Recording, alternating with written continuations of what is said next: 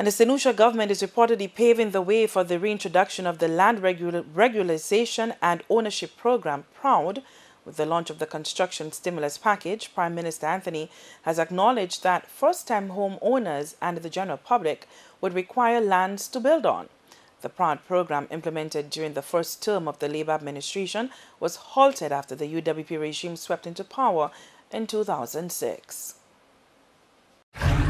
Dr. Anthony says concrete steps have been taken to reintroduce the PROUD program. Parliament earlier this year approved the borrowing of funds from the Caribbean Development Bank for the program. The loan was negotiated by the previous UWP administration. Dr. Anthony says the UWP initially tried to squash PROUD, but later on recognized its intrinsic value. The loan from the CDB will finance the administration cost of the program. But I'm very pleased to tell you that the Cabinet of Ministers approved the structure of PROUD only last week.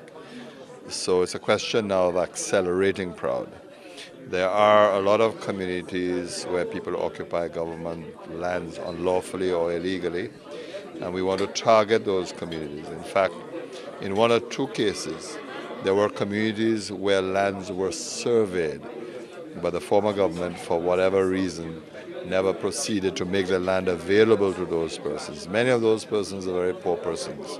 For example, the residents of Bruceville in Beaufort. So we are restoring PROUD to make more land available, more land accessible. Dr. Anthony says he is passionate about getting St. Lucians into the mindset of land and home ownership because it is key to having economic empowerment. The over 21% unemployment rate has not escaped the Prime Minister.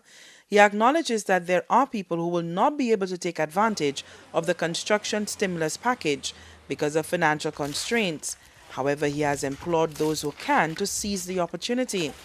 He points out that the government has ensured that the package is consumer-friendly by getting banks to reduce interest rates to 5%, lawyers reducing their fees by 30%, stamp duties are also reduced, plus building materials are now discounted by up to 41%. I think the banks will have to display some flexibility, meaning that the particular concerns and anxieties of the sectors would have to be dealt with. So we are certainly going to work closely with them to make things happen, to make it possible. But I accept without reservation that there will be some difficulty of accessing, particularly from some sections of the business community. It's not an easy environment, it's a tough environment, and I understand what they're going through. But at least we are extending an important helping hand. The construction stimulus package comes into effect this month until February 2014.